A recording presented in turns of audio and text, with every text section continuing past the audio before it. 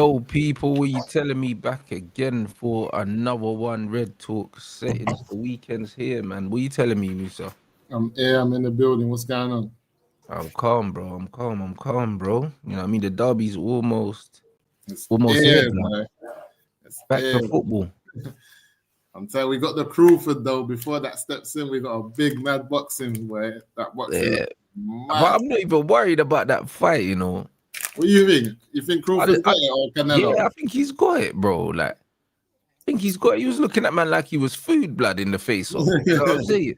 I Like, missed that, you know. I need to go and watch that back. No, I think he's got it, bro. I'll be real, yeah. You know what it is? With fighting, it's like people need to pay attention to just everything, innit? Like, Crawford's wanted this fight for ages. Do you know what I'm saying? And he's never lost. So he's not the kind of guy that's calling someone's name if he don't believe that he's got this. You know them ones? Because it's not a fight that he needed. He didn't need this fight. Like, do you know what I'm saying? Right. He's the one taking the risks and going up weight and all that. It's not a fight he needed, bro. Do you know what I mean? There's other man he could have fought. Facts. He's trying to do this legacy thing. Man that are trying to do the legacy thing are hungry. That's exactly it, bro. Now, he knows that puts the cherry on top here. He wins that fight, he can retire. Like, put his feet up, retire happy, knowing that, yo, like, man's free division, undisputed, like, never been done. Like, this is a legacy thing. This is him, like, carving his name in stone. And he's one of the greatest as well. What's that? Hall of Famer as well. That's a big time, like, once he does that. I'm saying. Like, this is him writing his name in history. That's what people don't understand. It's like Canelo's lost already. We've seen it. And when he's lost badly as well. Like, he didn't win a round against Floyd. Do you know what I'm saying? And against Bivol, he didn't win a round either. So it's like, we've seen him get whitewashed. Do you know what I'm saying? Like, Canelo didn't need to fight Bivol, but that was a cherry pick that went wrong. And he got his ass whooped because he looked at Bivol and he thought, you know what? He don't knock people out. He ain't got power. I can beat him. And Bivol beat the brakes off him. Like, Canelo, bro, he didn't land no clean shots in that fight. You just hit him bare arms for the whole fight. Yeah, this is what I'm thinking. I'm thinking Canelo's not got to knock Crawford out. He's got to knock him out. Yeah, but this is what I'm saying. Like, I don't see Canelo outboxing Bud Crawford, for 12 rounds. I don't see it, bro, because Canelo don't really outbox people no more. Like, and even when you look at like the fights that he's fought against the Belangas and that, bro, if you can't even stop Belanga, you got smoked by Hamza Shiraz. Like, you're not the same. You're not the same Canelo. I don't care what you say, innit? Like, man's been watching boxing for long enough to know that Canelo's been cherry picking his opponents recently, and he's declined massively, bro. Like, he has declined, and I'm thinking it's either he hasn't had the opponent in front of him that's made him go like old school, and now this is like there's one or two. It's either he's gonna throw the kitchen sink at Crawford and bring back the old Canelo, or he has to knock him out, because I just feel like boxing wise, every time Crawford comes against someone, he just figures them out.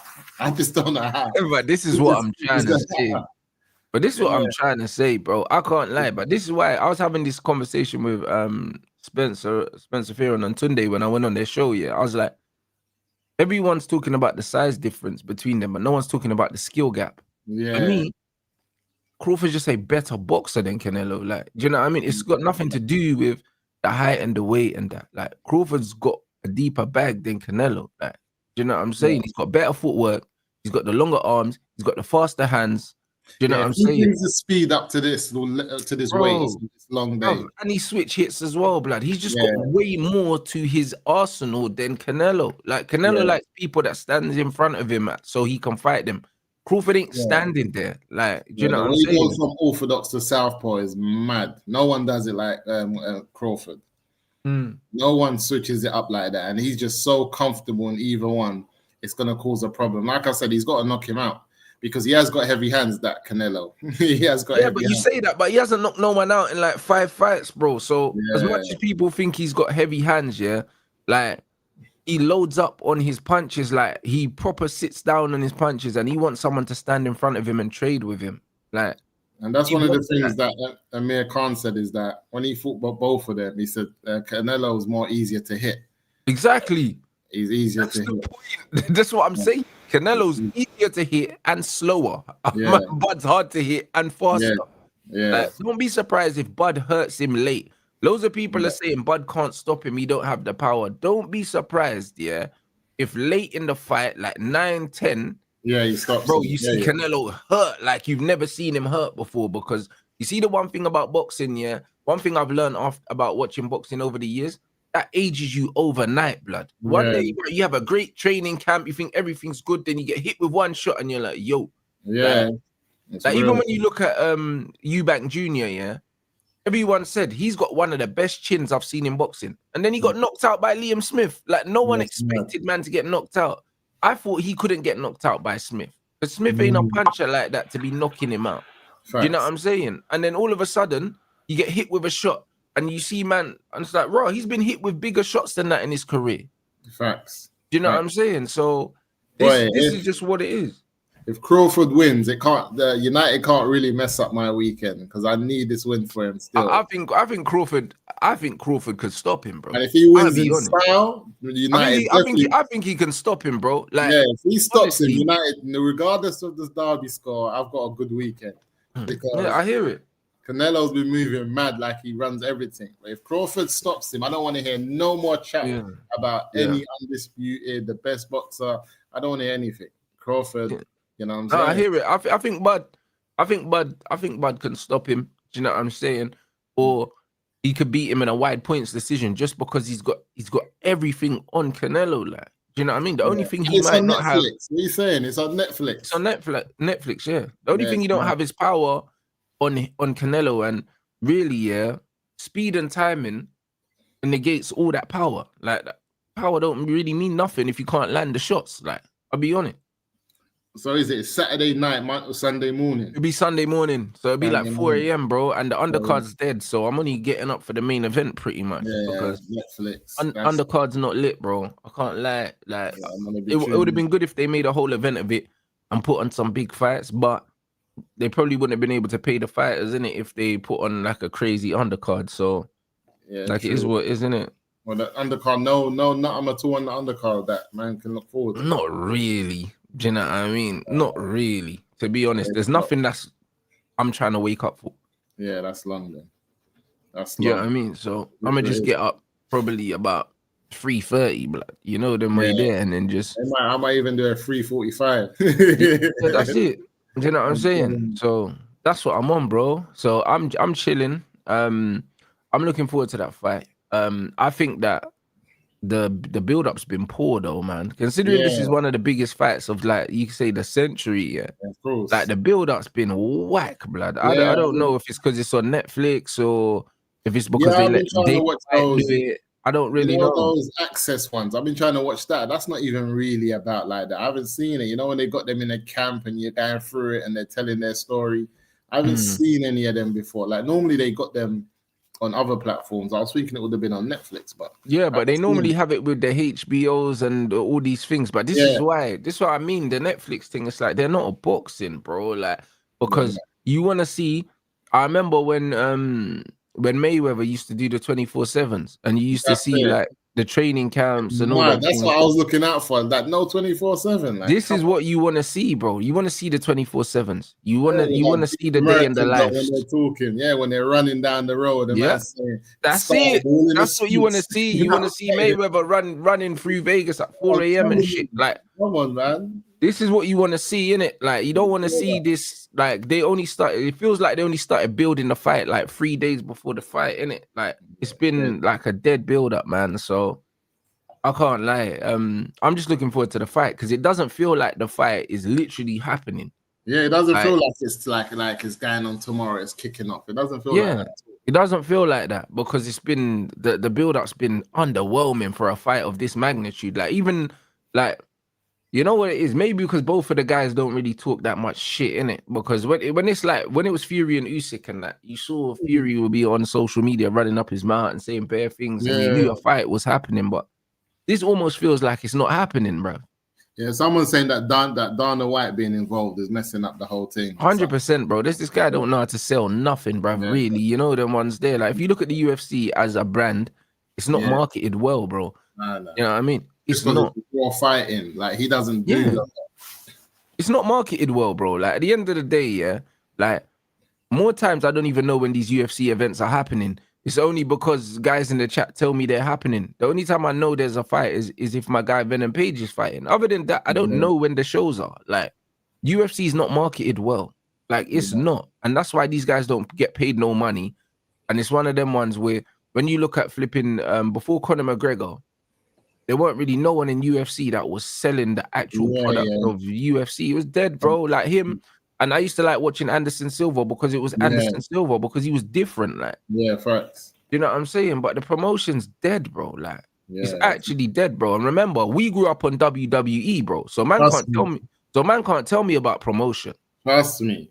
WWE was mad. There was an era when Stone Cold and The Rock were just going mad for the thing. But this is what I'm trying to say. So man can't tell me about promotion. You know them ones, because man grew up on Stone Cold Steve Austin. Yeah, that's what I mean, bro. Like, promo. And then before that, you had Razor Ramon. Bro, all these man, bro, Hulk Hogan, all these brands. Like, man can't tell me about promotion. You know what I mean? And even fucking WCW as well. Mad. You know what I'm saying? With fucking with all of them, with Sting, with fucking with Booker T and his brother and all them things there, bro. It was crazy. Yeah, different. You know what I'm saying, bro? The Steiners and all that, bro. Like, man, right now about WCW as well. That's what I mean. So because man grew up and Goldberg was there as well before then. So man knew about man cutting promos. Yeah. Promos are mad. Bro, this is what I mean. Brother, then you got UFC where it's like, you know what I mean? Unless you got one of them crazy white dudes saying something racist, like Covington and them thing. You ain't really seeing these fighters. Not really. Unless man are doing up Donald Trump rallies. Yeah, it's different. It's facts. Bro, this is what I'm saying. Unless man are doing up Trump rallies, you ain't seeing these UFC fighters nowhere. Like, this is just what it is, bro. It's not like it's not the same, innit? So when you're seeing the build up to this fight as well, it's kind of like, it's like, bro, you got two of the biggest fighters of their generation. Yeah, it's the biggest fight. It's one of the biggest fights we've seen. And the promo's dead. It's dead. This is a massive fight. Bro, even the Khabib Conor thing, bro, I swear Conor and his team dashed something through a window and all this. Yeah, it was going off. This is what I'm saying. That sold the whole thing. Yeah, it was going off. You get me? It was really going off, and that was real beef. Conor was out there offering man whiskey on the table and everything. Bro, this is what I'm saying. You need to understand that because it was real beef. This is why everyone bought into the Khabib thing, and actually, that made Khabib the superstar that he is because bare people wanted to see Conor get smoked. Right. And then after that, Khabib's still a superstar now, bro. And this bred just disappeared off back into the mountains.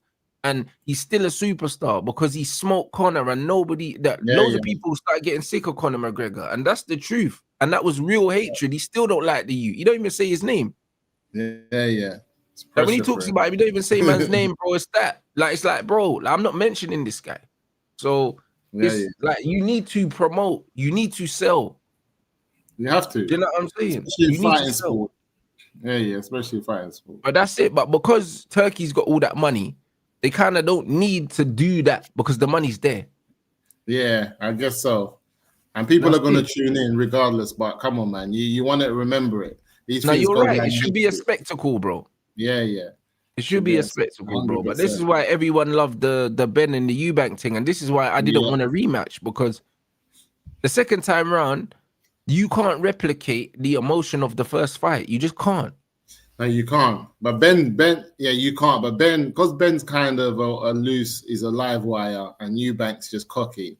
Yeah, it's still gonna be better than what we're getting from these two. Yeah, but bro, I'll be real. After watching the first fight, we know that Ben can't knock Eubank out because he hit him with all his best shots, and Eubank was weight drained, and he still took the shots and won. So it's like, bro, what are you gonna show me in the second fight? Like, you know what I mean? You're not a high IQ fighter, bro. Like, you're not going to be able to do nothing different. Like, you're going to go in there, you're going to just show heart. You're just hoping to catch him like Smith did. That's all he's hoping. You're going to show heart like the first time and still lose. That's what's going to happen. You're going to show heart and lose, bro. You're a lucky loser and that. I ain't got no time for that. There are tears at the end, but it's going to be long. It's dead. You know what I mean? Like, do you know what I mean? You can't cry again after you lose again. You know what I mean? Like, to me, it's not. To me, if they fight 10 times, Eubank's beating him 10 times. Like, Yeah, facts. you know what I mean? So why are we seeing the rematch? You know what I mean? Because they sold it well the first time, innit? So this fight for me, I can't lie, man. They need to keep Dana away from boxing. Yeah, Dana needs to. I think that was the wrong move. I don't know why he went that way with him. They should have just kept it on the zone. The zone do a good job still with Yeah, the exactly. promo, with everything. The zone's not really doing a bad job. They've understood it. This is what I'm trying to say. So, bruv, it's just one of them ones. But nah, we'll definitely we'll be there, guys. We'll definitely there'll Right. definitely be a debrief after that fight because it's worthy of one. You know what I'm saying? And then So, straight into the derby the next day, boy, or the next bro, that's what I mean. I think afternoon. Liverpool play before us, innit? Who have they got? Who they got? The Liverpool player. I Who have really they got, guys? You know what I'm saying? But yeah, the derby game, yeah, bro. Obviously after seeing Mamouche get injured as well, bro. Oh, they got Burnley. That's easy for them. And then yeah, after seeing Mamouche get injured as well, hey, bro, I can't lie. I'm looking at this derby, and You I'm know what? I like, yo, watched the derby yesterday. mm, Last year's one at City when we went 1-0 down, and then we got the penalty from Ahmad, and then Ahmad just got that ball again. I think it was like a ball over the top from Martinez. He pulled it down and then finished at the end. I think we scored like 2 goals in the last 5-10 minutes to win the game. mm. Yeah, I feel like it reminded me in terms of because City were going through a bad time then. They were going through and they needed that win, and we kind of made it even worse for them in the league. Like we made it worse for Pep, and I think it's similar now. They've just lost 2.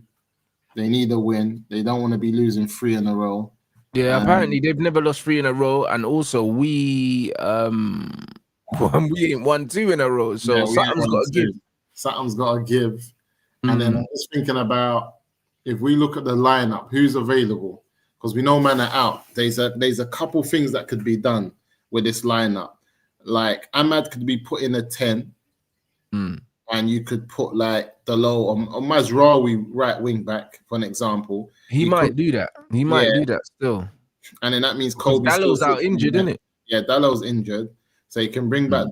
Gu and Mazraoui as the wing backs and keep Casemiro and Bruno and just add Ahmad in a 10 with like Sesko up there or once again Zerzvi, whatever he thinks. Yeah. Or he can keep Ahmad where he wants to keep him, put Bruno in the 10, put Kobe in the middle of the park. There's a 3 options. I'm not too sure which is going to go for. I don't know what we're going to see with 10. I mean, what's the name? Amrin. I've been thinking, what is he going to do? I'm still not too sure. But think of the most offensive thing you can do, the most negative thing, and he'll probably do that. You know the Yeah, ones like that's the reality in it. Like I could really see him going for um defenders at wing back because he does yeah. that. Do you know what I'm saying? Because he does that. That's the reality. So if Dallo is injured, I can see Mazraoui will him come going in. for Dorgu and Mazraoui as the wing backs, yeah, and keeping it mad defensive like that, and then potentially That means he'll keep Bruno and Casemiro in the middle of the park and push Ahmad into the 10 well, with. maybe he won't because you've got Mbumo. So he's not gonna play Ahmad and Mbumo, 2 left footers. He'll probably play. I reckon he probably plays Sesko as an outlet. Yeah. And then I don't believe he plays Sesko, Xerxes, and Mbumo, which means I could see Bruno in the 10, and I could see him playing like Ugarte and Cass or something like that. Do you know what I'm saying? Yeah, that's what I'm saying. That's mad because that means he'll be benching Kobe and Yeah, Ahmad. yeah, I could see that. I could see that. I could Yeah. see him benching both of them. Yeah, it's mad. This is what I'm saying. I just don't know what type of lineup he's going to go for because there's a lot of options, like you said. He could easily, I don't think he'll start both his number 9s because he's going to want one of them to come on to change the And game also, if he that's 2 has to. attacking. There's 2 attacking. I would rate him if he actually put Mbumo and Ahmad in a 10 and went for it and just had 2 outlets in the 10 positions because I'll see, okay, you're on it. But would he do that? I don't know. I just don't know if he's going to really change. I think his best option is to keep, and I think is to keep everyone where they are, put Bruno in a 10 and just add Kobe in it. Really. Yeah, but I don't see him doing that. This is the thing. I see him 100% going Because every other as option means he defensive has as to do a lot possible. of changes. Every You other know what it option is? means he's You know got what to it do a is, lot. yeah? We've got a lot of more attacking players available now, and he'll do everything he can to not do that. So we're not seeing Xerxes and Shesko. Like, we're not seeing that. And even when I look at Xerxes starting, he should probably start in the 9 instead of Shesko, yeah. However, because Shesko's got more height and more pace and is more direct, I could see the manager using him as an outlet. Yeah. Do you know what I'm saying? Like, I could see the manager starting him ahead of Xerxes just because it's good for counter-attacking. Yeah. So I could really see that. That's the honest truth, man. As much as I think that he should start Xerxes in the 9 probably, or he should start Xerxes and Bumo and Shesko in the 3 and be brave, innit? I don't see him doing any of the above. So, and he could take it back to last season and kind of do Mbumo in the 9, as we saw in pre-season, with Ahmad and flipping what's his name, Bruno behind him. He could do that. Yeah. He could just bench both of the strikers. Like, think, you know what, Sesko, you've had a kind of a mixed start. I'm going to bring you on again because he's been starting Mason Mount up there anyway. So Yeah, but Shesko hasn't started in the Premier League, bro. Yeah, that's mad. He hasn't started. So for him to start against City again, is this manager built for it? I don't know. He could play Mbumo up there and just put Ahmad and Bruno in the 10. And like we said, Mazraoui right wing back, Colby and Casemiro in the middle of the park. I could also see that. See that because it's still quite defensive, like. Yeah, it's defensive, and it's and these are the players that's kind of played the game before. Everyone there, bar and Boomer, would have been someone who's played the game already. They know where it is to go to City with United. They were there last year. Because you look at Mazraoui, would have been there. You look at Colby and Cass in the middle of the park, they've been there. You look at Bruno and Ahmad, they've been there. The only person really new would be Mbumo up front and Lemens in goal. And that's it. That's if the manager starts the goalkeeper as well, bro. Because the manager, he's a kind of idiot that starts fucking that starts by in there, bro. He is. Yeah. But you don't want to do that, man. This is not the game, because if we lose anyway, with the keeper or not. But if we win and the keeper's involved in a win, it just does so much for his boost and moving forward. Just so much for his overall morale, and like, cool, first game derby, we won it. I was a part of that win. You just want to give him that foundation to build off the back of. And if we lose, I don't think it will make a difference, because we have the capability of losing. It's not like we're at home anyway. So yeah, but we're not expected to win the game, really. And also, it's a tough game. The goalkeeper will not be judged on his performance against Man City. Let's be real. Right. You know what I'm saying? Like, he won't. Like, you have to judge him on well, first you have to give him a run of games. Facts. First and foremost. You know what I mean? And then you have to judge him on that. So for me, when I'm looking at it, you might as well start him. Yeah, I was starting. There was some news coming out yesterday that one of them, was it Ben Jacobs or someone, said that they're going to start him or something like that. They got a lot. Ben Jacobs basically said, in his opinion, he's the number one. You know what I mean? But that doesn't necessarily mean they're going to start him. You know what I mean? The fact that they got rid of Onana and not buy in there, that tells me that they're bringing this guy into play. Because, or else they would have kept Onana and got rid of Bayinde. Do you know what I'm saying? Because Bayinde never really cemented his place as the number one goalkeeper, like out and out. He didn't. Do you know what I'm saying? So he's still an understudy, in my opinion. So facts. I agree that.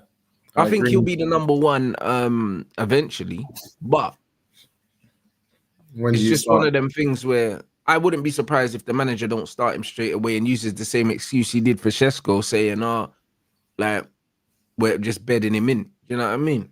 Yeah, with the goalkeeper, it's totally different. You got to show faith in your number one straight away. You have to. You have to be like, we believe in you. You're number one. You know, you're our keeper. It's a big game. You know, you're turning up. We're going to City.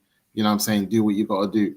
And I feel like with goalkeepers, the game is straightforward for them. You know what I'm saying? The game's straightforward. I don't think it's as much as getting used to the players and what they do. It's just working on set pieces, what they do in set pieces, what they don't do, and keep it simple. So, yeah. As a goalkeeper, it's simple, bro. Like, you don't worry about your team, blood. Like, hey, brother, at any level, you man know you can go 5-a-side with the man. Them. It don't matter who's in goal. Facts. As long as you got a good goalie, it don't matter if you never met the guy before. Doesn't matter if you don't speak the language. He's just a goalkeeper. He's there to stop the ball from going in the net, innit? Like, you know what I mean? Your relationship with everyone else that's out on the pitch is more important. Facts, like, this is what it is. You just need to be able to make saves. Yeah, and you just have to know: is it a person that, if the pressure's on, I can turn around and give him the ball, or do I have to clear it? Is it one of them ones? And if you know that he's not really good on taking it, cool, then that's it. You don't make that choice. You just always, you know what I mean, push it forward. So I'm not too worried. Again, it's just the lineup. I think if we get the lineup right, there's a good opportunity that we could catch City slipping. Like you said, they got a couple injuries in there. They're not also in their best form. It will be good because it will allow us to kind of not solidify, but stay in a good position in the league. I think we need these mad little wins now that are going to help us long term, because once everyone else gets into momentum, it's going to be difficult for us to get points, man. This is the time for us to get points. Now you're right, because we've got a and they got their new keeper as well, increasingly difficult run as the season goes on. Yeah. I didn't even know they got Donnarumma in. Yeah, they got Donnarumma in on, I think, the last day or something like that. So, right. See, and that went quiet as well. Do you see what I'm saying? That went through under the radar. This is what I mean. Like, so it's going to be interesting for City as well, because I would like to see how they're going to play. Do you know what I mean? I'd like to see how they're going to play with Donnarumma. They're still going to be trying to do this slow play out the back build-up thing, or because if they are, then you might be able to get some change out of that goalkeeper as well, blood, in build-up. You know what I'm saying? 100%. If I'm the manager and I know they got Donnarumma in goal, and I know that potentially they're going to still try and play this slow build-up, bro, I'm making sure that I set up the team to capitalize on that. Yeah, you press that. I mean, it's got to be brave. We've got every single player, especially up front. Up front, we're blessed with attacking prowess. And I feel like we've got every type of player to hurt City, and he just has to be brave. And that's what I believe. Be brave. You're away. No one expects you to win. Just go and win the game, man. Just go and attack them. Yeah. You know? This thing, man said if we lose convincingly, I think Ineos look at other managers. I'll be honest. Ineos have to be looking at other managers already, because you have to be doing your due diligence, bro. So I'll be honest, I'll be very, very surprised if these men are not looking at other managers, or if I wouldn't even say looking at. I'll be surprised if them man haven't got the list there already, because even contacting. It's irresponsible not to. Yeah, even like contacting and have a word that if you were to get called in, would you be interested? They should have had that conversation, because from the moment this guy came out at Grimsby trying to quit again, brother, I would have called Bear Man up straight away and said, bro, you have to look after yourself, bro. Yeah. Like, you got to have a contingency plan. You have to have one, because as soon as the manager started talking that way about the players and all these things after the Grimsby game and all that, you have to be looking as an owner, or do you know what I'm saying, or as a CEO, and saying, yo, this guy's crashing out, blood. Like, man, need to make sure that if this shit goes left, we're ready to act. Do you know what I'm saying? You can't be waiting. Yeah, 100%. And this is what I'm thinking. They definitely would have contacted a few, and they know that if push comes to shove, whether it's through their intermediaries or be through an intermediary thing. Yeah, they would have definitely know that. If the opportunity came, our guy will jump at it mid-season, not mid-season. It doesn't matter. So I think we know that already. I think we're good to go. And then there's obviously the list of managers who are not even in the job, who will just walk in. And then obviously I think they've also got their interim plan as well. What would that look like, and who would come in and do I don't think we can do an interim thing, you know. No. I don't think we can do an interim thing, because I think this is a very good season for us here to actually capitalize on the lack of football that we're playing, and also help bed in the new players, bro. Because Ineos have brought in like 10 new players since they've been here, you know. It's a lot. I think even the interim you pick would have to be setting up in a way that you want moving forward. I don't think you can leave it, because I look at like Chelsea's interims. That's all like Di Matteo, man, come in and won Champions League from no. I don't even know how that happened. But he came in and let the players manage, bruv. Do you know what I'm saying? He kind of let John Terry and them man kind of decide what they were gonna do, because they wanted to go away from the fuckery that they were doing before. Do you know what I mean? United don't really have the senior players in the team like that no more. Like we don't have the Keanes, the Scholeses or whatever that can kind of just take control of the dressing room. I was saying that man should let Casemiro be interim. They might as well. They might as well. The Spurs played under the best managers. Like they're better off listening to senior players like him. I'll be honest. Like that's the truth. Yeah, I remember Faz was calling for Casemiro until the end of the season. It makes way more sense than I feel like I feel like if you had like a Rudin who rated Cas a lot, I think we get through the season and actually compete. The problem we have is that, do we get giddy and say we want to give him the job? I just think you've got to be ruthless and say, nah, if we wanted you, we would have appointed you as a manager. We called you to come and do a job. You've done it. Well done. You've got us top 4, top 5. We knew that this team was better than what that previous manager was showing us, but we want to go in a different direction. Thank you, all the best. You know what I mean? If you want to stay on doing coaching somewhere or in the club, you can stay on, because you're you know what I mean? You're someone that the club really appreciates. But that only works if you go and get some like a Ralph. You know the ones that doesn't work if you get like a normal coach, because there's too much ego. Ralph has got unfinished business, you know. Ralph is a bad man, though. I see Ralph riding a bike on the pitch the other day, like Austria, because man had an ankle injury or something. I was riding a bike on the pitch. Ralph's doing his thing, bro. All right, Ralph is a serious. Where is he? He's got unfinished business. You know? He's a bad boy. Do you know what I'm saying? And everything that Ralph said that we needed is what we needed. Do you know what I'm saying? And everything he said, like even from him trying to get rid of Rashford and all these things, bro. Listen, he knew what needed to be done. So it's one of them things now where when I look at Manchester United, a lot of the stuff he said we need to do, we've actually done, and we're not that far away now. Like we're not like we've seen the standard of this Premier League. As much as we eulogize over like how good Liverpool are and all these things there, bro. When you watch them, bro, come on, man. It's like, bro, they're not actually that good. Like, you know them ones. And not even in a way that like they're not better than everyone else, because they are. But when I say they're not that good, it's like when I'm looking at this Liverpool team, they're actually not scary, bro. Like when I watch them play, like I remember when Jose came to England, and he took over at Chelsea. That team was scary, bro. Like that team was putting teams to bed after like 15 minutes. And I was like, raw, like it felt like Duff, Iron Robin, Cole, like scary madness. Brother, it felt like they were cheating, you know them ones. You know, it's almost like, bro, they're too good. This ain't right. This ain't right. Like, what's going on? The first time I was scared for Fergie. I wasn't scared for Fergie with who? Wenger. Wenger didn't really make me get scared for Fergie. Bro, like, that team was crazy. I was like, these men are cheating, bro. Like, how they could have all these players? Like, and then you see them playing and just the way they were playing as well. Do you know what I mean? I was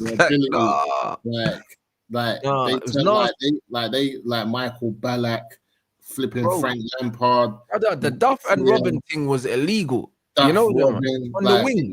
Oh my days, just body and and then drop it. It was mad because we've never really sorted out our midfield. So when these lot were having like players, like I said, Lampard, Essie, and Ballack, I was looking at it like raw, because United was still trying to deal with Giggs in the middle of the park. He was doing a job, I get it, and all of that stuff. But we've always neglected our midfield, even from Fergie's times at the end. Like I just don't find it. He found it hard to replace those key players that he had. Like obviously, Carrick was the last one that held up that middle of the park. After that, we found it hard. We didn't really go in, and I think Alex didn't really go in for those African players that was coming out. Ferguson never needed to do that, bro. If you actually look at his tenure, and that's nothing to take away from him, but when I think of the best Man United teams I've seen, the spine was pretty much the same. You just swapped Carrick for Keane. Yeah. You know what I'm saying? You swapped the centre backs in the 99 team for Vidic and Ferdinand. Yeah. But Scholes was there. Giggs was there. You know what I'm saying? Gary Neville was there. Like Beckham was there for a decent amount of it. Like a lot of these men were part of the core the whole time, and then you know what I'm saying? Man went and got Wayne Rooney went and got Carrick, obviously English, the obvious signings kind of to make. Like, you know what I mean? Like, everyone knew who Carrick was. You know what I mean? Irwin was out. We got Patrice Evra. You know what I mean? But it was like, he never had to change the whole team. It was like, cool, this position, let's go change that. Beckham's gone. Now we need to replace Beckham and Ronaldo. You know what I'm saying? We had gigs the whole time, so you didn't need to worry about that wing, really. Nani came in as like an understudy to Ronaldo. When Ronaldo left, Nani just kind of stepped in. Like with Jones and Smalling, they were there as understudies to Rio and Vidic. And then when they left, he just brought them through. You know what I mean? So it was just buying things ahead and then moving certain pieces. But Gary Neville was right back for ages. Giggsy was in the team for ages. Scholes came out of retirement. So I remember that. You know what I mean? It was just kind of like, boom, with strikers, we always bought strikers anyway. He bought Berber. He bought Van Persie. Yeah, he bought Sahar. He kept buying strikers. Alan Smith he bought. He just loved buying strikers. So Fergie would always buy them anyway. So it was just one of them ones where it was a bit different in it for us in the sense that our core kind of was the same for nearly a decade, and then it was just the odd player we kind of just moved about. But I think we were always ready for the Prem, but that's why we were a bit lackluster in Europe. But also tactically, I just think the European managers are better than Ferguson, bruv, when it came to winning one-off games, bro. Like, you know what I'm saying? And also in Europe as well, the other leagues were stronger, if that makes sense. Like the difference in strength between and it's not to say that the leagues are not strong now, but when I say stronger, I mean the big names were playing in Italy. They were playing in Germany. Like, you could get a Lucio and you get me, and a Ballack and these man in Germany. They weren't coming here. Those names only really started to come in that Man City era. Even that's what I'm saying, bro. Robinho was the first like big name Brazilian to come play in the Prem. Before that, you only had man like Edu and that. Like them man weren't trying to play in England. Yeah, do you know what I'm saying? No, they weren't. South American dons didn't want to play here, bro. No, we weren't getting that. We were lucky to just get like a top German player come in, maybe, but we weren't getting those. Even the Germans didn't really want to play here. It wasn't the main ones. It wasn't the Beerhoffs and that. Man got the Klinsmans. Like, you know what I mean? Like, man never got the main guys. Everyone stayed in their countries. We never got the main Italian Donnies, bro. Like, Crespo came here when he was washed. We would have never got a young Crespo. Shevchenko at the end of his reign. Everyone we got came a washed Shevchenko, a washed George Weah, a washed Eto'o. Like, all these men came to England when they were washed. Like, they were treating England like it was an MLS payday thing. Yeah. They treated man the way man started treating Italy. It flipped. That's it. Yeah. Thank you. This is what it was. So back in the day, all the real big name ballers played everywhere but England. Yeah. Got a washed Bullet as well. Bro. Yeah. Because if you think about it, even for someone of the stature and the ability who was suited for Prem, like Zlatan, he came here late. Yeah, someone of like the game suited him very much, and he played everywhere else. He played in France and Italy and Spain. Do you see what I'm saying? And then he came here last.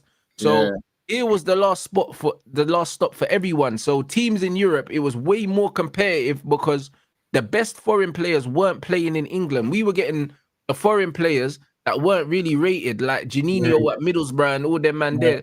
And like, bro, like even Alano at fucking Man City, like Alano ain't. Like, no one talks about Alano. And a lot of these players, we rated them, but they weren't really rated out there to their own like that. We definitely got them towards the end, or they weren't getting breaks after they played that a big team over there, and then they kind of fell out. Then they would step in over here. It's true, we didn't get. Did we get a Trezeguet? We didn't get no one like that. No, we didn't. We didn't get a Trezeguet. We only got Henry because he was perceived as a flop in Italy.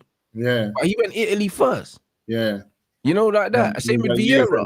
You know what I'm saying? And Vieira only came because of Arsene Wenger. Like, man told the story. If Arsene wasn't at Arsenal, Vieira doesn't come to England. Facts. And even like Tevez, Mascherano, that was a mad thing with West Ham, and they were just trying to showcase their players, and it was like they didn't even have their rights. It's like they were just was seen as a flop as well in Italy as well. Yeah. You see what I'm saying? Like, man, his first choice was not England. Like. When you actually look at these players, that we ended up getting at the beginning, like we weren't getting the high rated brothers. Like we got Cantona because Cantona got blacklisted in France because he was punching people up. Yeah. That's true. So, We weren't getting no, we didn't. Even like, and that was from the early era of Cantona. But even when we're just talking about late history, like 15 years ago, like you said, big names didn't come here. They didn't. They didn't really come here at all. When you look at it, all the big. This is why Rio talks about lining up in the Champions League against big names and having to deal with R9 and this and that. Because they weren't here. No, they were everywhere else, innit? Yeah. So it was harder to do well in Europe them times because they actually had better players than us. And then they also had more tactical managers than us. Do you know what I'm saying? And that's what it was. The fact that we also signed Ronaldinho and he was at Old Trafford and he still went to Barca in the last minute tells you everything you need to know. Well, there you go. Because of the prestige that these men still have. And if you're a Brazilian player, you're a Barcelona or Real Madrid fan. You are like just because of all the players in their history that have played for those two clubs, innit? So like you're always you're just keeping them players warm before they go somewhere else. Yeah. Like this is what it is now. This is probably the earliest time where you look at English teams and like Trent went Real Madrid. I'm like, bro, Liverpool are better than Real Madrid right now. So going to Real Madrid now kind of don't really make sense unless you're going for the money. Yeah, it's not the same. It's not the same no more. Because back in the day, it was like, that was the last stop. Like, I have to play for Madrid. Now it's just like, bro, like, they're not that normal. Yeah. He's just done what he's done in England. Won Champions League, won the Prem, and he just wants that white shirt. I get it. I think it's the bag, blood. I don't even think it's the white shirt like that. I'll be honest. Like, it's one of them ones, the signing on fee that my man would have got. Man is saying it's in the tens of millions, yeah. And then on top of that, you know what I'm saying? It's like, bro, it's somewhere different, innit? Like, man's just so familiar with Liverpool, and he couldn't really go to another Premier League club anyway, and it wouldn't make sense. So, Real Madrid I feel like for Trent, Real Madrid, in theory, sounded amazing. But I reckon the practical of it is in a couple of years, we'll be bored, mate. Yeah, 100%. And I think it's similar to, obviously, they've got Barca out there. They got the two, and then they've got my man at Atletico that just keeps on doing wonders for them, Simeone. He shouldn't really be in a conversation, but every so often he just comes and steals the league and then goes missing again. So I think there's only like 2 or 3 teams there that you see the league going to, but it's not too different from the Bundesliga where you sign for a buy-in and you know you're going to pick up trophies like Harry Kane has. You know what I mean? He signed for them and he's kind of guaranteed them trophies. I feel like to an extent, Trent's done the same. He's guaranteed himself a few trophies and picked up a mad bag. So it kind of works for him. It's mad. Yeah, the game's changed, man. It's on its head now. I feel like the Prem's definitely getting more of the big players. But I don't know if the Prem's better than, like you said, this Liverpool team to me is not on the level of Jose's team or Pep's team that won 4 in a row. Yeah, and it's not on the level of our 08 team either. It's not. And like, as good as Liverpool were last year, the question was, is Pep going to get his team firing again? Because if he does, he still beats this Liverpool.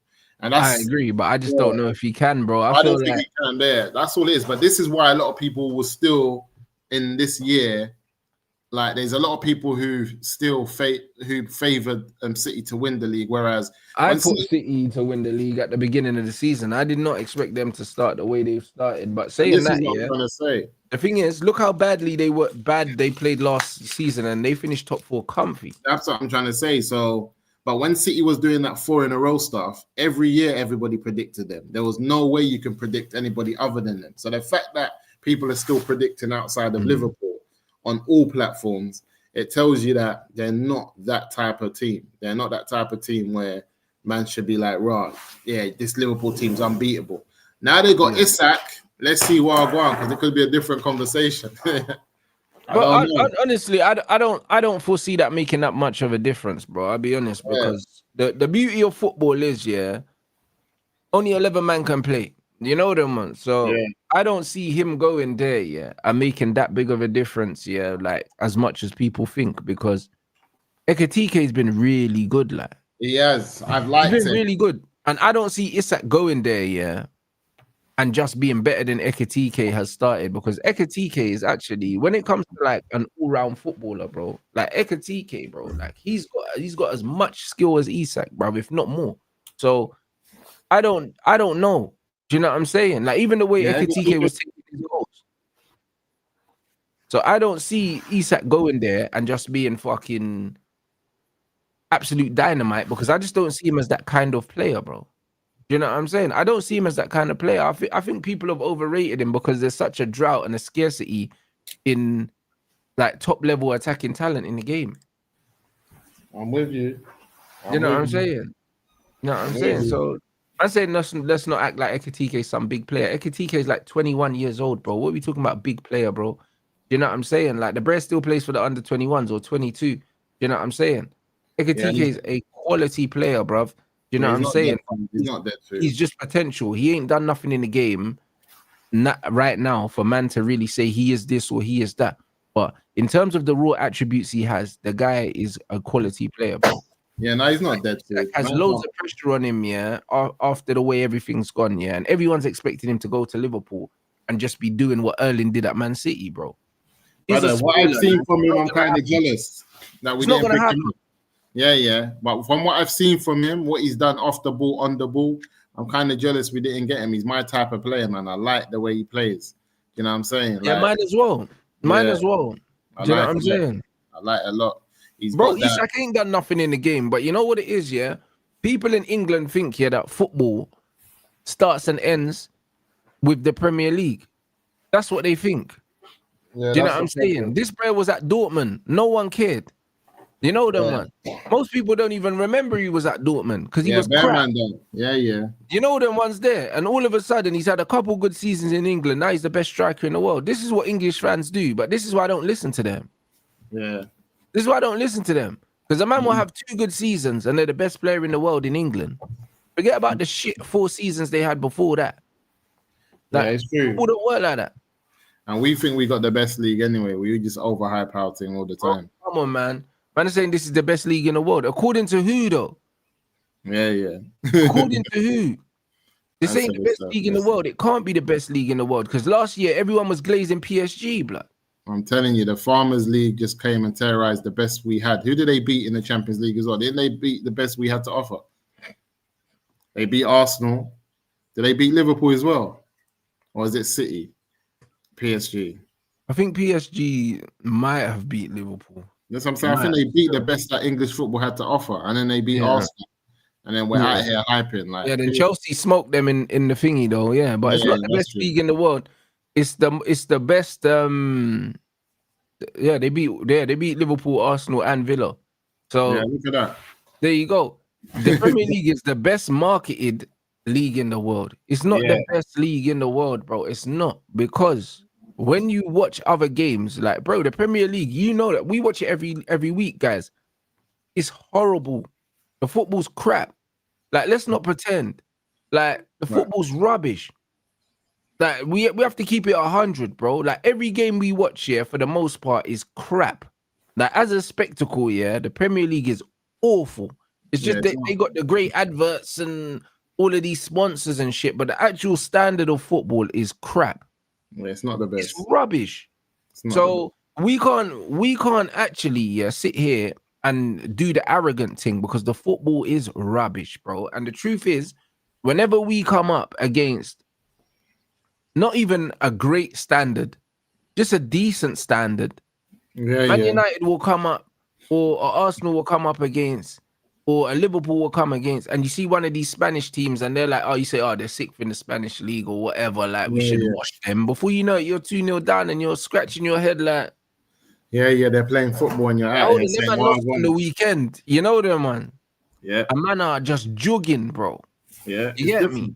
Like, this is what they do.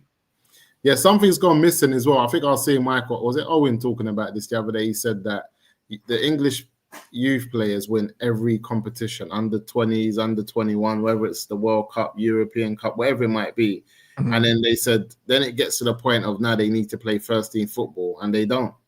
They don't get that first team football, because when you look at all the other teams who England are better than at that young age, they go on to play for Real Betis, Real Sociedad, all of that, and they get that first team action and they play on. Whereas here, you got man like Brentford going out and buying international players and not giving no, you know what I mean? Like, even the smaller teams, the Palaces, they're still all going out and getting some of the best players in Europe, whether they're in France, whether the Premier League is a product.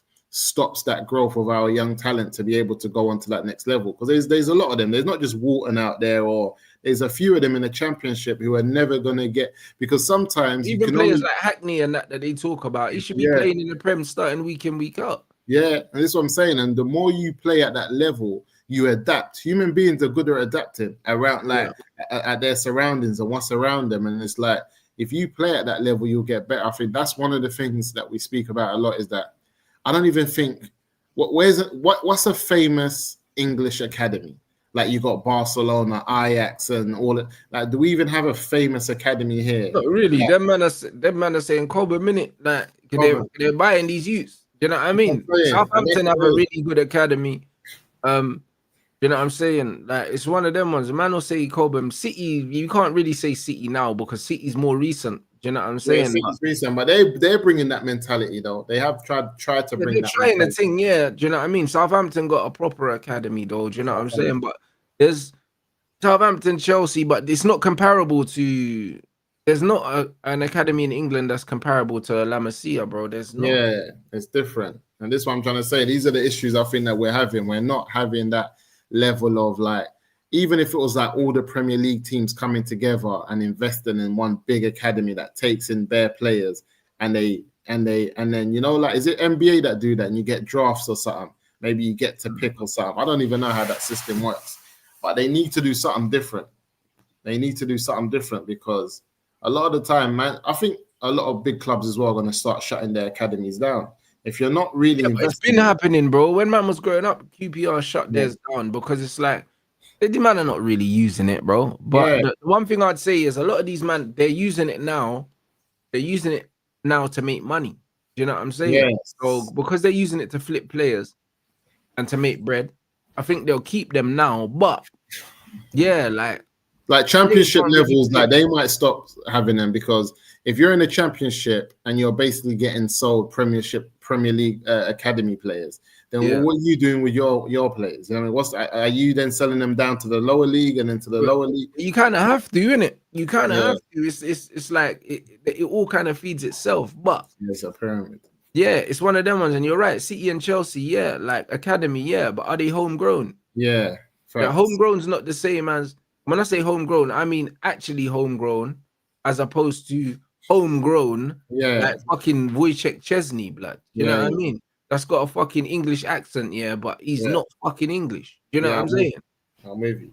So like, it's not the real homegrown thing. A lot of these men are buying players from places and sticking them in the academy at 14 years old and 13 years old. So, and that's what I feel like. I feel like England, are we produce what position does England produce most in players?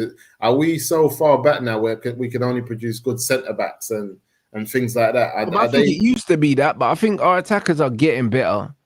You know what I mean? But England have never really produced. In the last 10 years since Rooney, who's the number 9 that we produced? Just Kane, and that's it. Yeah, that's it. This is what I'm trying to say. But you don't produce top strikers, but bro, no one does. I'll be real. Brazil don't produce top strikers. Portugal forwards. I think it's a forwards thing now. People are producing top forwards. People that can play at the highest level. Because when I look at certain teams, Vardy's a shout as well. Yeah, Vardy again. We can't even take credit for Vardy because Vardy came from the mud, like, you know.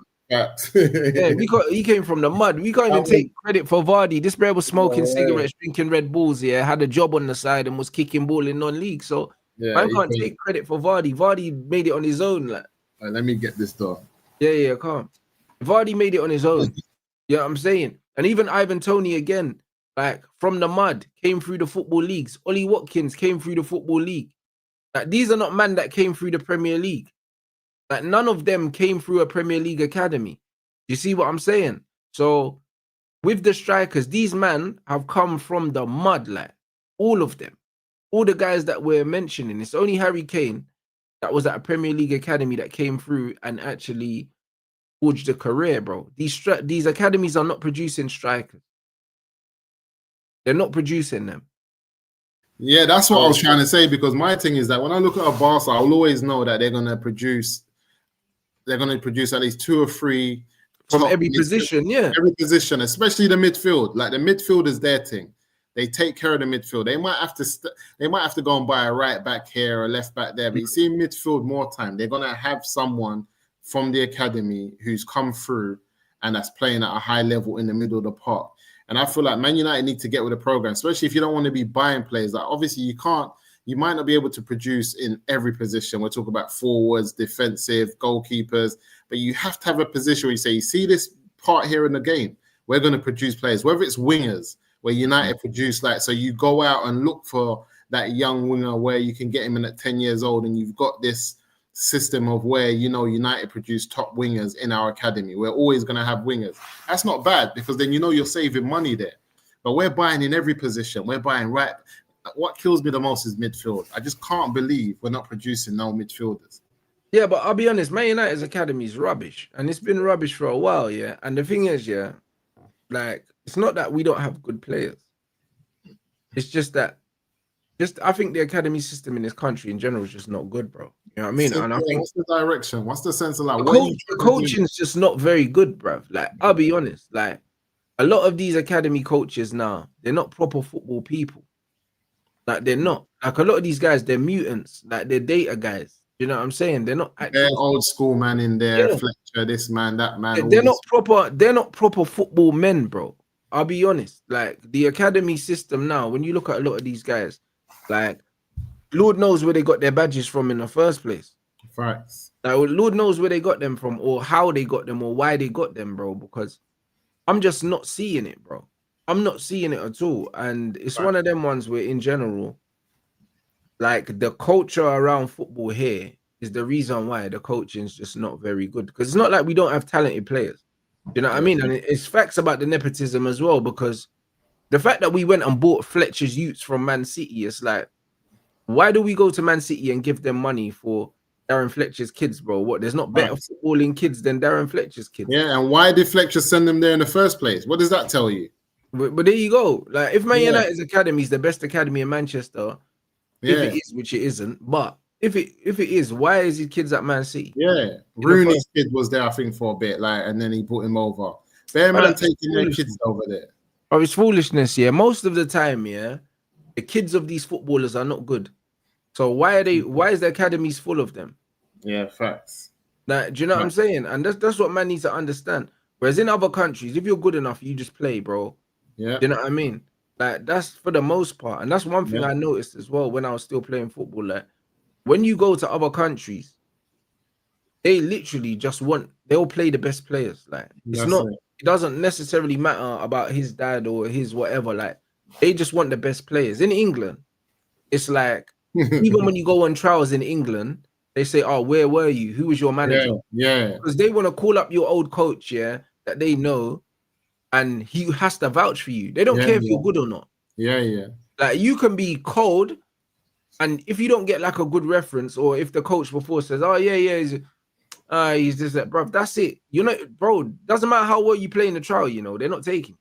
Not at all. It's like Beckham's youth. They forced him to play the game for a minute. Even in MLS, you have to call it a day. Boy. Yeah, bro. And he was at Brentford for a bit. Yeah. You know what I mean? You don't get a fair shake here, bro, at all. It's one of them ones where if you didn't play for a manager that is mates with the other manager that you're going to play for, he don't care if you're good or not. He don't care because he's got his own guys there already. Yeah, it's mad. When you think about it, it's mad. The fact that, it's mad. The fact that they're still doing, that's my nephew. That's my man's kid. Let me play him.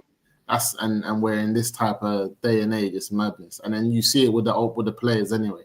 A lot of these players' kids are just wasting time. And then we all know certain players from the hood who are the baddest footballers, but the streets got them. The hardest out. Yeah. And I don't think the academies, with the amount of money they've got, they go in to invest enough in that. Because there's bare footballers in the hood. And what another thing is? The UK has changed. There is bare South Americans, bro, in the ends. Bare, now born and bred here. Their parents came, especially here in South London where I'm from. What's called about Ecuador, Colombia, Argentina. And these youths have grown up here. And I think there's one of them that's playing somewhere. And I remember I used to see him and his dad out. I think he went to Leeds. His dad was with him every morning, left foot, right foot. And I just feel like even some of these players, they might not even feel at home to really step in. But we're in an era where obviously you see a lot of Caribbeans and Africans play for England. But don't be surprised now when you start seeing South Americans line up for No, but you won't. You know why? Because you have to buy your way into these academies now. Like, That's the this is madness. 100% spot on. You know them ones. Like, when I grew up, yeah, football was a proper working class sport, bro. It was, you know what I mean? You get your trainers and you're out kicking ball on the concrete. Now, your dad's got to have money to pay for you to have a one-to-one coach 3 times a week on the 4G. You know them, man. Like, when you're not at the academy and all these things. And bro, it's not proper no more, blood. I'm telling you, because like you said, yeah, like bro, where I grew up in Harlesden now, there's bare Brazilians, bare Somalis, bare Portuguese and all that. But these lot are first generation, like they're born here. Yeah. But their parents came over here, bro. And when I see some of the talent that man have here in the end now, compared to when man was growing up, bro. Like, I mean, that's why my futsal team was smoking guys, because I had Moroccans, Somalis, and fucking South American Donnies in my team, and then with ends, man. Yeah. And that's why we was getting in bare trouble. We used to get bare fines, everything like that. Because man used to be pissed because it was just bare man them just rolling up and turning over these posh uni youths, because that's where they learn how to play futsal in uni. Here, it's a uni sport. Whereas when in their countries, them man play that on the roads. Yeah, facts. You know them, man. So man are turning up and smoking these little posh youths here. And man didn't really know how to feel about it. And it's one of them ones where when I look at football now in this country, if we had the best footballers, the national team would look completely different. Yeah, I can imagine. It's the best footballers and the academies would. This is why when you look at Germany or teams like that, that's got Turkish, Moroccan, they will have everything in there. Look at France though. France. You see the French team, yeah? The England team would look like the French team, if they pick the best players. Facts. That's the reality. If they actually pick the best footballers, you will see the North African man them.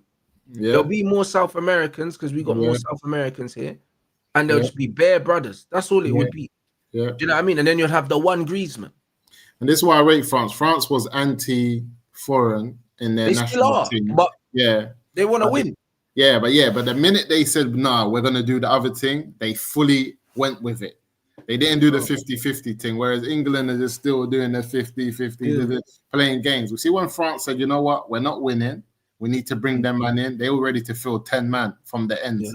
Presentation still picks Rabiot. It's true. Because man needs to there needs to be at least one for the quota.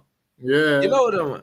There has to be. So man has to just a one Griezmann or a one Rabiot. Yeah. You know what I mean? And then even when you look at the Hernandez and them man there, them man are not even French. This is what I'm saying. You see what I'm saying? And Griezmann's not French either. You know them, man. So it's like Rabiot is like the only French done. Facts. It's not enough of a vibe there. If it was more of a vibe at the England, more people will even choose. Some men are still born here and they're still choosing to play for other teams in Europe. You know what I'm saying? Like my man. What's my man? He went to Germany and he started playing here. They're number 10. Not Wills. Yeah, Musiala. Yeah. He would have just thought, but he just thought, you know what, this is dead food there. I'm not really getting involved in all this. So I just feel like saying. England are mad. They've gone too much with the face thing because there's been eras where there's enough black youths and South American. The FA, bruv, it's corruption, fam. I'm telling you, all these man, them man know what they're doing, fam. I'll be honest. Like, football's never been accessible for the man them. Not really. I said Elise is born in West and he's playing for France. Bro, Elise is the most London youth ever, and he's playing for France. Like, it don't make sense, is it? It's mad. Like, he's so London, bro. Like, it doesn't make no sense. Every time I see it, I'm laughing because it just looks weird. The man there due to not even know French. They're just in there. Yeah, but the thing is, he can speak French, but it's funny. Like, man speaks Mandarin French. You get me? But it's like, it's weird, isn't it? Like, when I see Elise playing for France, it don't make sense, bro. Like, he's Mandarin. Like, he's actually Mandarin. Like, when you're from London, you can't disguise it, bro. Like it's just like Burner Boy, yeah. Like Burner Boy is just man them. Like facts. I can't look at this bro. Like, and he's trying to do the knives thing and all yeah, that. like bro, like even though you're Niger, bruv, you're man them though. Man like them. Stop playing it's like, games. bro, like there's everything about this you is just man them.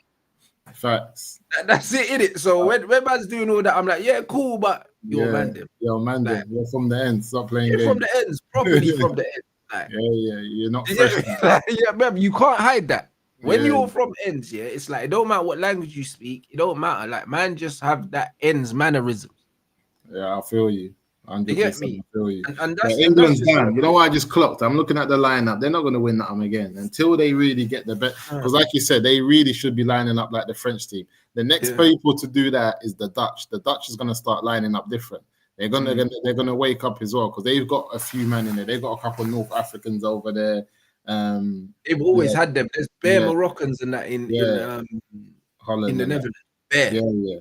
This is what I'm saying. And they've never. I think their FA moves. There's that. I think similar to the UK where I don't think they've given them the fair shake. The Dutch are a bit proud, but I think as soon as they wake up as well, they'll start winning things because they got bare man from there that end up playing for Morocco, Algeria. When really, bro, even when you look at Mazraoui and them man there, like he should be playing for the Netherlands. Really, really. And you know they work man properly. Facts, bare man can be playing from over there. And you look at their academies and the type of players that come out from there as well, from young. There's bare man. I think a few teams are gonna wake up because them man get discriminated against. That's why. Yeah, you know them. That's why they don't choose that country. Yeah, like, as much as they're proud, they don't feel like they get treated the right way. So they just say, "Cool, you get me? My man's just gonna go play for my parents' country," and that's exactly what man here should really do. Yeah. But they don't because them man are just waiting for the gas, you know them, so they could wear their England tracksuit to draw a gallon. But it's like, nah, bro, go play for Congo, fam. What you do? I said that Yildiz could have been playing for Germany, but he's playing for Turkey instead. That Yildiz guy. Yeah, I rate that. And even Ozil said that he probably would have played for Germany. He should have played for Turkey. You know them. He should have. And Gundo as well. Gundo. They had fucking what's his name that played for England. I mean, Liverpool, Emre Can. They had bare man. Yeah, it's true. Facts. They're bare man that could have just played for Turkey, and Turkey would have been lit. Yeah, and Turkey are decent as well. They've always been technical, bro. That's what I'm saying, bro. These man can ball, fam. Kadira as well, bro. These man can ball. Like they should have just. Get me? They should have done that, but it's one of them ones where them man there that don't play for the Netherlands is because they're doing what a lot of man here should do. I told man if someone like from the Middle East, from Tunisia, my bad. Tunisia. If someone from the Middle East builds a super league in Africa with the 54 states, it will be a mad league because there's ballers there from North. Bro, even the South African league is lit, bro. Like you saw what that man done in the Club World Cup. Yeah, that's what I'm saying. Yeah, it's mad, and this is what I said. If someone builds, because with the charisma and the flamboyance of what's going on the continent over there, it would be mad. I'm not gonna lie. It'll be the best league in the world because you'll see the best football. Yeah, mad. You'll see the best football. Yeah, it will kick off. It will be mad. 100% would because man will get to see the athleticism, man get to see the swagger, the flair as well. Yeah, and these men like to play football the right way. You know them. It's like man are on entertainment. Like man want to entertain, man want to mash work and score goals, innit? Listen, you see the AFCON, they need to give the content creators the bag to start covering it because the man them can get proper eyes on there. This is what I was thinking. They need to really reach out and start saying, forget what the Bundesliga's doing with the content creators. AFCON, they need to get the man corruption, really, bro, because them man are pocketing that money. That money's gone straight to the jollof. Yeah, bro, them man are pocketing that money, mister. That's what I'm saying. The bread's there, but them man are pocketing that cuz you know them way there. Like this is the thing, bro. You know what I mean? Like they're pocketing the bread, fam. It's one of them ones. You know it's not. You know it's because AFCON as well. They should put it in the summer, but they bullied them. I think the rest of the leagues bullied them. They made them move it, and made them move it. But it should be a summer because we're not really taking it in how we should be. Because sometimes it's lit. See, once it starts getting to quarters and semis, the competition's lit. And I just feel like because it's not in the summer when everyone's off like that, not people don't really get to take it in, and the time, and then the times that it's on, certain times it's late at night. But the next one's in Morocco. The man them should be going Morocco. No, but to be fair, Africa in general, yeah, the time difference is okay for us. It's not too bad, is it? It's okay for us. Like, obviously, I ain't been to bare countries, but like the time difference, I swear, like, it's only about 2 hours. Yeah, it's about 2 hours or an hour ahead sometimes. It's less than the Middle East, bro. Yeah. You know what I'm saying? Like, when you go Morocco, it's only like an hour. So it's one of them ones where Middle East is like 3 hours, sometimes 4. So it's better for us. And they fucking played a World Cup in Qatar, bro. So you know what I mean? I said, they should give the man them the bag and get us over to Morocco to cover certain things. Oh, 100% they should. Yeah, you know what I mean? Yeah, Nigeria, same time zone as well. That's what I mean. It's lit, bro. Like, this is what I'm saying. It's if the man was out there covering the AFCON, it would be mad. That's what I'm saying. In Morocco as well. Man will be out there doing the most. They should give man the bag, but these man are pocketing it, fam. I'm telling you, the money's there, Musa, man. If they're watching and you've got the links, you know what time it is. Yeah, man. Patting the man, bro. Listen, I'll roll. You know what I'm saying? I'll roll. Man will roll out there. It's the whole gang. But this is what I'm saying. Like, even remember the World Cup, when the South Africans just hijacked the thing with the horns and that. Yeah, that was lit. That was, you know what I made there. That was a madness. That horns, listen, they shut down stadiums of that thing. But that's what I'm saying, bro. It was lit. This is what I'm saying. Like, the whole atmosphere, yeah. Like, bro, if they patterned their thing, yeah, football's done. Yeah, 100%. Football's done.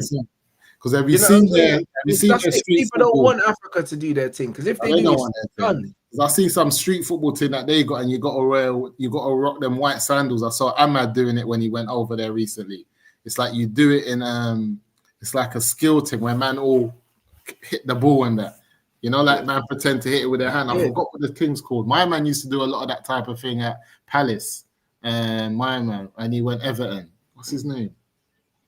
Who, Balassi? Yeah, Balassi. Yeah. He used to do a lot of them type of skills. Balassi.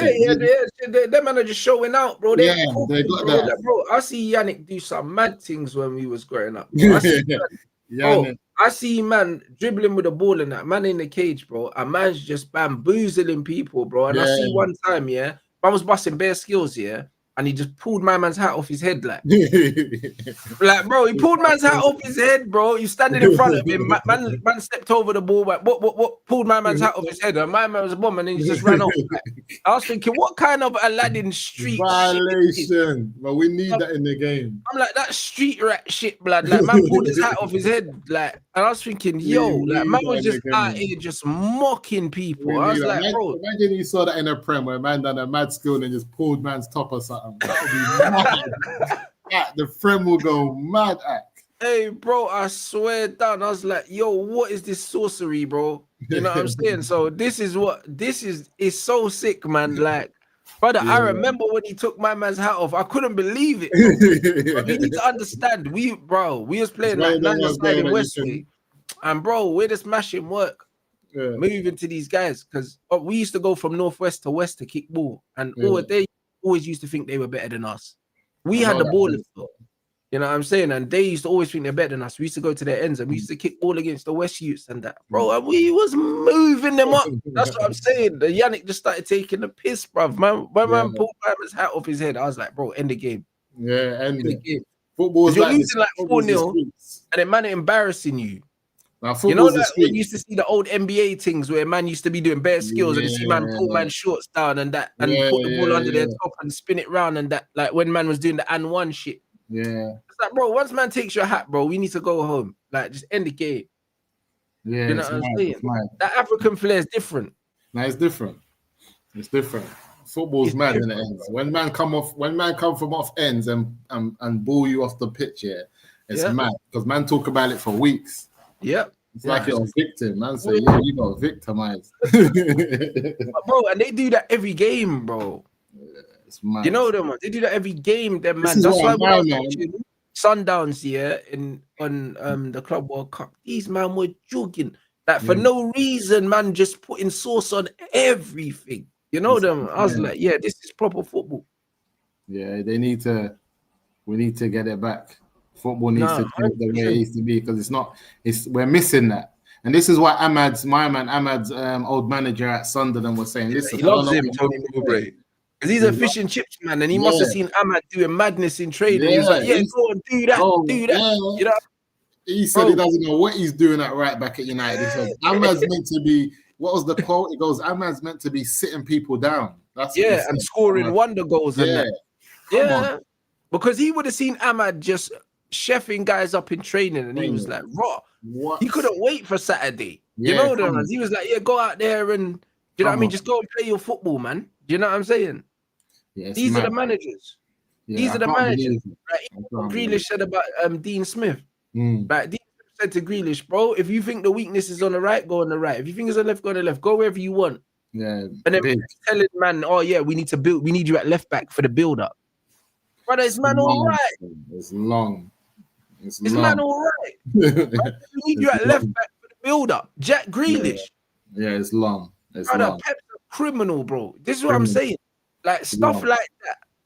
And this is why I respect everything that Pep's done in the game, but I would never like that guy as a manager. Yeah, how can you ask Jack Grealish to be at left back? Yeah, it's too much. It's terrorism. It's too much. And I'm just thinking about United as well right now. When they're at the training ground, they've got the academy, they've got the women's team. Everyone's in the same complex. Yeah, they've rebuilt it. And you're looking at the main team, and Amrin's the manager. I don't know what type of training they're doing, but all this funny business trying to get people this position that he's too young for the job, too inexperienced. And the reality is, when you look at the Portuguese league, man can only name about 2 teams, Benfica and Sporting Lisbon. I don't know no other teams. I do not know any other teams in that league that are worth mentioning or that got anything about them. I know Sporting Lisbon and I know Benfica. That's about it. And the reality is, these are the teams my man was playing week in, week out.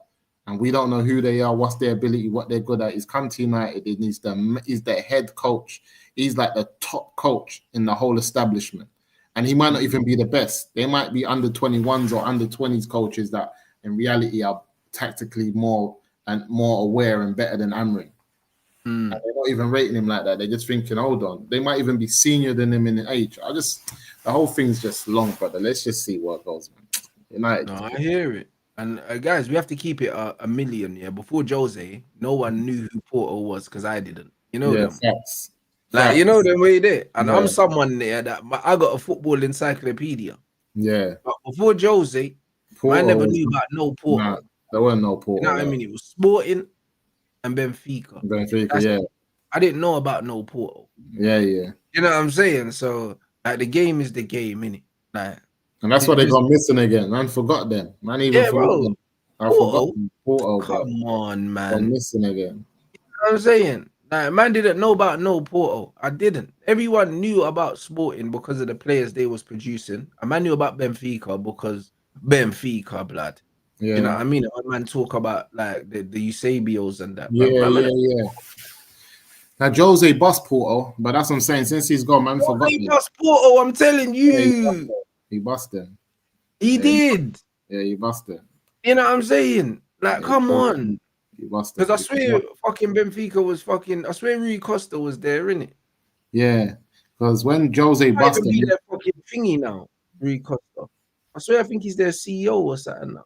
Yeah, he might be still involved in the club somehow like that. Because I'm just thinking, I remember when Jose bust Porto, he had my man, the South African striker that was at United. Yeah, Benny McCarthy. Man. Yeah, he bust them. He bought. Jose was always on the African man, still bringing in an African striker to just done the dance. Yeah, that's it. Done the dance and keep it moving. That's what I'm saying. So yeah, bro, like that league there is dead food. I'll be honest. That league is dead food, isn't it? Like it's almost like. I don't want nothing else coming out of Portugal. Everything that he's done there, yeah, man, have to look at it real funny now. Yeah, you know them ones, and it's just like, bro, you seen it with Ten Hag. The bro got sacked in Germany after 2 games. Do you know what I'm saying? And it's that's the reality. That's what should be happening at United. But this is what I'm saying. So he got sacked after 2 games, yeah, and it tells you that Dutch league, yeah, for the most part, you don't get managers from there, really. You know them ones. Arne Slot, yeah, is an anomaly. You don't get managers from there. But players, if you scout well, you can get players from there. Facts. You know them ones. And it's the same with Portugal. If you scout well, don't Yeah, get the obvious players, yeah? No. Don't get the obvious players from Portugal because from the Netherlands. Because and also from either of them. Don't get the obvious players. Get the players that you've scouted. You know what I'm saying? Like, don't just be going and saying, "Oh, he's had a good season." Facts. Yeah, nah, bro. Because a one good season.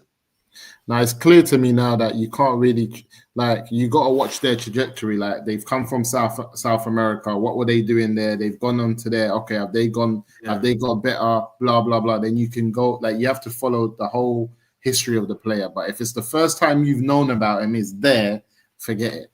Forget it. If the first time you set your eyes on the player is in Holland or Portugal, forget it. You have to have known the whole trajectory from where he came from first to how he got 100%. Yeah. And a lot of the time, if you look at like a Suarez, man came from South America, went there, and then man picked him up from there. You know them ones. Yeah. And even when you look at someone like Darwin Núñez, if you know anything about football, I remember when we was linked with Darwin Núñez, guys, and you man showed me a pump, and I was like, this guy's shit. I was telling you he was shit. You don't remember because man was doing a Rants reacts. I was there watching Núñez. I was like, this guy's rubbish. Like people were saying, oh, Rants, he scored bare goals and that. Brother, as soon as I saw Darwin, I'm like, this guy is hot trash. Yeah, the way we were linked with him. I can't remember. Was it Ten Hag that wanted him? Yeah, I think so. I remember we were linked with him. I was like, this guy is flaming hot trash. And what happened? Yeah, he went to Liverpool and died. I could have told you it was gonna happen, bro. Like, if you know what to look for in a player, like, I don't care about stats, bro. Like, I can see a player. I'm like, he's rubbish. And this is what I'm saying. So, if you actually look, at these players that they're bringing from these countries, it's normal. I done the same thing with Gyökeres. You man know. When we were linked to Gyökeres, I was doing the sporting watch-alongs and all these things. And I said, yo, guys, this guy's just an Ollie Watkins, bro. Just a more hench version of Ollie Watkins, bro. He's not good, like. I told you he's not good. Do you know what I'm saying? So when we're watching him now, it's not really a surprise that he's shit. It's not really a surprise. Like, I was not rating Gyökeres at all. Man had to do the Tommy Egan gas because it's only right. But I was like, bro, this guy ain't good. Like what? Man showed me all these numbers. I'm like, yo, the face don't match. You get me? You don't match the Instagram. You don't match that. It's a catfish thing. You get me? Like, your face in real life don't match the profile online. Like, it don't. Like, this is the reality. So, like, Gyökeres is not a good footballer, bro. Like, he's actually not a good footballer. Man said Højlund Pro Max. That's what I mean. Now I'm saying, man said Højlund with the extra camera and that. The extra camera on the back and that. This is what, he's rubbish, man. Like, this is the reality. Like, man have to understand, you see football. Same with Ugarte, bro. Like, as soon as I saw Ugarte, the first game of United, I was with garbage immediately. I knew he was dead. I told Saeed from the beginning, we had the choice to get Neves, who went to PSG, or Ugarte, and we went for Ugarte. You know what killed me with the Ugarte thing? Because, remember, he was meant to go Chelsea. Yeah, I remember. And I think Pochettino wanted him. Yeah. And I kept seeing his name. And then Chelsea were disappointed when they didn't get him. So I'm thinking, right, maybe this guy's good. Like, do you know what I'm saying? I'm like, maybe he's good. And then when I seen the prices, I was like, nah, bro, I wanted Sanderberg. As soon as I actually watched this guy closely for Man United, after 5 minutes, I said, this guy's, he's arse, bruv. Like, he sold him this player for 60 mil. Yeah, it was suspect for me because for me, the season before that, PSG didn't even have the best free midfield, and he still weren't getting games. And I was just like, yeah, it is what it is. That was before they even got Neves in. I just said it's long. I never really wanted Ugarte. I told Saeed was gassing him, but it is what it is. That man there, it's a waste of time, man. He's rubbish, bro. This is what I'm saying. Like, bro, like, sometimes you could just watch the game. You know, like that. You ain't even gotta do too much with the stats and all these, bro. Just watch the game of football, bro. And football's a language. Yeah. Do you know what I'm saying? Like, football's a language, bro. Like, it speaks for itself. Like, man don't need the stats and, do you know what I mean? Man say, oh, the underlying metrics. Bro, miss me with all that. Do you know what I'm saying? Just show, let me see the game, innit? Now, I mean, no one could convince me Ugarte is a good footballer. Like, no one. You could do a job with him, though. Of course you can. And then another setup with 3 in the park, you can definitely do a job with him. I think if we had 3 in the park and his only job was to just win the ball. Yeah, win the ball. We'll do a job. Just win the ball and pass it to Kobe or something like that. Win the ball, but we'll do a job. Yep. And this is it. Man said Ugarte is like drink water at Chelsea, not needed. But that's what I mean. Drink water looks good at Leicester. Do you know what I mean? But then, bro, when you have to step up the levels, the shit you was doing at Leicester ain't gonna cut it at Chelsea. Nah, not at all. Do you know what I'm saying? Like, it's not gonna cut it. You know what I mean? And that is the thing. Man said Ashraf wanted Ugarte at Newcastle. That's what I mean. And then he brought him to Man United. That's his legacy. That's mad. Nasty. Yeah, it's mad. You know what I'm saying? And this is what it is. Even when somebody would have got a tune out of him, though. That my man there. What's his name? That manager there. He would have most probably got a tune out of him. Eddie Howe would have. He would have tried to make him like their Bruno G, innit? Yeah. Tackling all the time. Yeah, just winning the ball and that. Like Eddie Howe, he would have done something with Eddie Howe, probably, you know, you're not wrong. Yeah, I think because he's that grit player that Eddie Howe.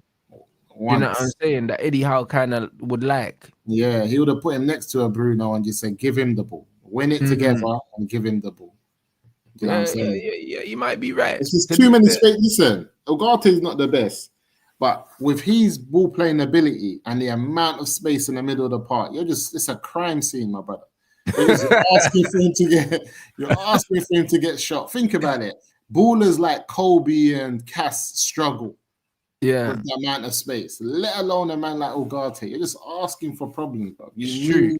Ugarte needs a lot of space, innit? And the man that are more technical than him aren't really thriving either. And that tells its own story, innit? Tells you, man. Ugarte is in trouble. He must come out there every week thinking, brother, Kobe, you man are ballers. If you man are not holding it up in this park, in the middle of the park, you lot are sending me out to a murder scene right now. I'm going to just get shot on sight. It's long. It's long. That's facts. Long. That's facts, man. You lot, make sure you subscribe to Musa Reacts, man. The link is in the title. Subscribe, man. Make sure you do that. I'm saying these active people, you know what I'm saying? We got the derby on the weekend. You know what I mean? Man. So there'll be content. What's your final score prediction for the derby before you know derby? I went 2-2. I think we get a draw out there. I don't think we lose. But I don't know if we're good enough to beat them. I think we get a 2-2. That's how I feel about it. So it's going to be draw written all over it, bro. I'll be honest. Yeah, I think we get a 2-2. I think there's a couple goals and we come back. And the 2-2 is going to feel like we actually won. So Amrin's going to come with chest because we were maybe like when you're 1-0 down, then it's 1-1, then you're 2-1 down, and then you get a 2-2. Amrin's going to come out like, yeah, my boys. You know, we came out, and that's how I feel. I feel like the 2-2 is going to feel like a win, and that's what. Yeah, you know what it is, bro. It's like this game kind of because them man are talking about City losing 3 in a row, and Man United not winning 2 in a row. This game just has a draw written all over. That's what I'm saying. Because it's like neither team's going to get nothing out of a draw, really. Do you know what I mean? Neither team. So it kind of does feel like it. City, either way, whoever scores first is going to make the other team come out because nobody wants to lose that game. So if City score first, it's going to open up the game. It might go in our way. And if we score first, City's going to come out. We might try and sit back, but they're just going to put us under so much pressure. That's the worst thing we can do. After all that chat, it end up being a shit game. You know what I'm saying? Yeah, that's mad. Probably. Still no 2 wins in a row. Yeah, that's it. You know what I mean? It's foolishness. So I don't know, guys. We're gonna see in it, but we'll be here for the watch along anyway. We'll have 2 or 3 watch alongs tomorrow as well. Yeah, I mean, football's well and truly back, man. So hey, big up everyone inside. Make sure you drop a Rants raid in Never a Foul, people. And yeah, I'll see you guys